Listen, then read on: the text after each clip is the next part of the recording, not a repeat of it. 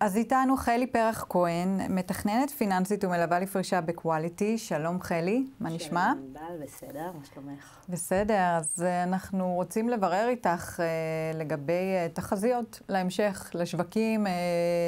בוא נתחיל עם ארצות הברית, עם וול סטריט, לקראת החלטת הריבית שם, הסיכוי שהריבית תרד הוא באמת נמוך. איך את רואה את זה?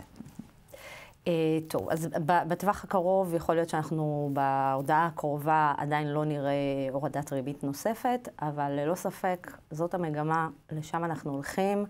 בסופו של דבר אנחנו כן רואים שהאינפלציה ככה מתחילה להתמתן ולהתקרר אחרי שנתיים של ריביות גבוהות, וזאת המגמה בארצות הברית וגם ככל הנראה פה בישראל, אם לא במחצית הראשונה של השנה, לקראת החצי השני של 2025, להתחיל לראות בצורה מתונה, איטית, הדרגתית, הורדות ריבית בעולם. הורדת ריבית בעולם כרגע היא קיימת באירופה, בארצות הברית הסיכוי להורדת ריבית הוא קצת יותר נמוך, ואם כבר הזכרנו את אירופה, אז היא הייתה מוקד, זאת אומרת שאליה הפנו הרבה מאוד משקיעים את עיניהם, על רקע המצב בארצות הברית, ואיך אתם רואים את המצב באירופה, והאם מומלץ להעביר השקעות לשווקים באירופה? וואו, מומלץ זו שאלה טובה. אנחנו לגמרי רואים מתחילת 2025 הסטה של כספים מהשוק האמריקאי, שבאמת ככה התנפח טוב בשנתיים האחרונות, לכיוון אירופה עם כל הדיבור על הפסקת אש בין רוסיה לאוקראינה, וקצת ככה להסיט לטובת מניות ערך באירופה. להגיד אם קדימה זה נכון לנתב השקעות שלנו לאירופה, נכון בעיניי תמיד, ויש פה גישות יכולות להיות חלוקות, לפזר ולהכיל גם מהשוק האירופאי, למרות ששוב, אם אמריקה, ארצות הברית תמשיך לרדת, גם אירופה לא תישאר אדישה לזה, וגם שם אנחנו נראה כנראה ירידות. אבל פיזור תמיד צריך לבוא לידי ביטוי. כשאת אומרת פיזור, אז הכוונה בכך שצריך להפחית את החשיפה לוול סטריט, זאת אומרת להוריד לאור הסיכונים, לממש, אולי זה זמן לממש רווחים. תראי, אם אנחנו רוצים לממש כדי לנסות לתפוס ולתזמן שווקים, אני לא ממליצה, זה אף פעם לא נכון, אנחנו כנראה אף פעם לא נדע לתפוס את הרגע הנכון שבו נכון לחזור. פיזור כתפיסת עולם, בחצי שנה האחרונה כן, אבל לפעמים קשה עכשיו לראות רק תפיסת עולם, כשהמשקיעים בוער, באופן מיידי מגיבים, וגם חושבים קצת לטווח הקצר על מה שקורה, ואולי כן, מה מומלץ בתקופה כזאת, שרואים ירידות מאוד ברורות, או תנודתיות לפחות מאוד גבוהה? אז זהו, ההמלצה הכי טובה שאני יכולה לתת בעת הזאת, זה לא לנסות לתזמן את השווקים, למרות הבעלה, ולמרות החרדה ממה שעלול או עשוי לקרות בטווח הקרוב, בעיקר בגלל העובדה שאנחנו כמעט אף פעם לא נדע מתי לחזור פנימה. החשיבה על פיזור היא חשובה, כן נכונה לטווחים ארוכים, כמי שבא מעולם הניהול הפנסיוני, עולם של פנסיות, קופות גמל, תיקי השקעות, כן. לטווחים של קצת יותר ארוכים. החשיבות של פיזור ראינו בחצי שנה האחרונה, מי שנטרל לגמרי את ישראל מהתיק שלו, הפסיד את כל מה שקרה פה בחצי שנה האחרונה, וישראל עלתה בצורה מאוד מאוד חדה. זו תקופה לאוהבי סיכון בעיקרון? זה לא תקופה לאוהבי סיכון. או שדווקא יש הזדמנות פה לנצל את הירידה במחירים, במחירי המניות, ואולי דווקא כן להיכנס. אולי זה תזמון טוב. אז זה בדיוק העניין. שונאי סיכון לא ייהנו מתקופה כזאת. אוהבי סיכון יחפשו את ההזדמנויות. ובתקופה כזאת נפתחות הזדמנויות. באופן כללי, תמיד יש הזדמנויות בשווקים, אבל בטח כשאנחנו רואים מגמה הפוכה של ירידות, של שווקים אדומים. זאת אומרת שגם למי שלא אוהב סיכון, את אומרת שצריך להחזיק ולא להיבהל. לא להיבהל, כן לפתוח ולהסתכל ולראות את מידת הפיזור.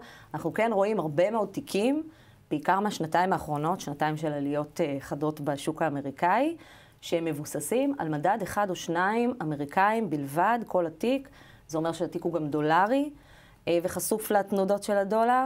אז כן, אני חושבת שנכון לא רק בתקופה הזאת, אבל בטח בתקופה הזאת, להגביר את הפיזור, לא להיות חשוף רק למדדים האמריקאים.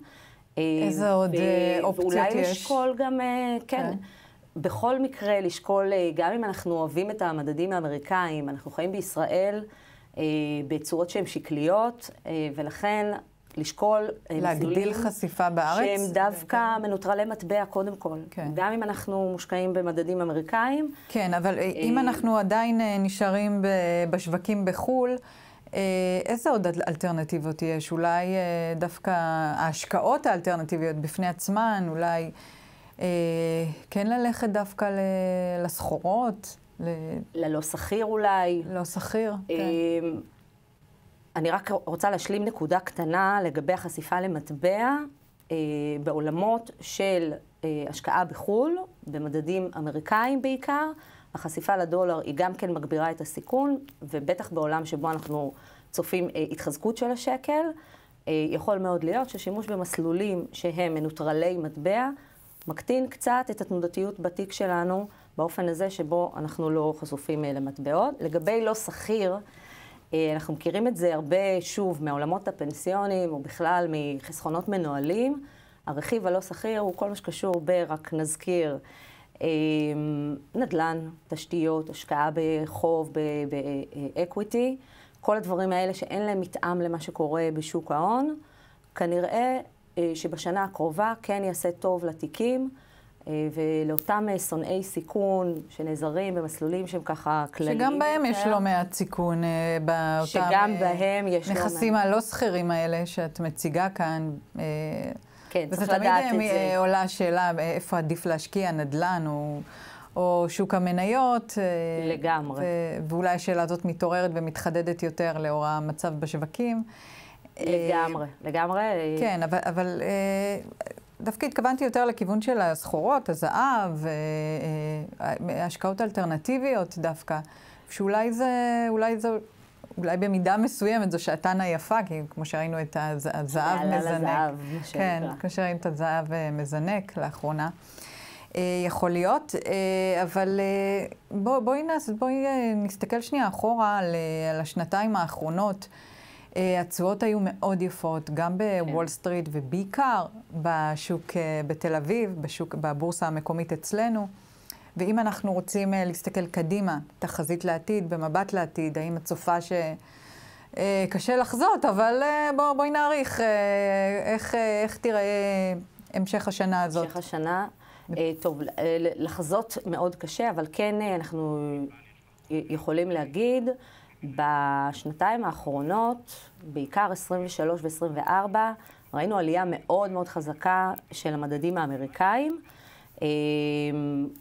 נאסד"ק עלה מעל 60%, S&P עלה 50%.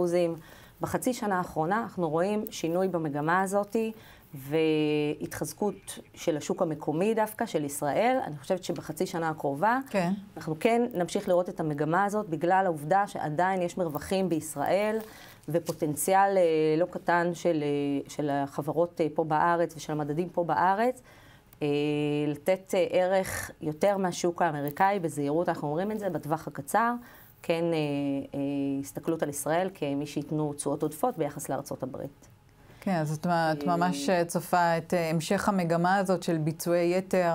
של ישראל לעומת השוק האמריקאי, בטווח הקצר כמובן. כן. ולנסות להסתכל דווקא. כן, אז בואי נראה, אז אנחנו נראה את זה בהמשך, אם אנחנו הולכים לכיוון של תשואה דו-ספרתית או חד-ספרתית או בכלל משהו אחר. כן, זה תחזיות. תחזיות, כן.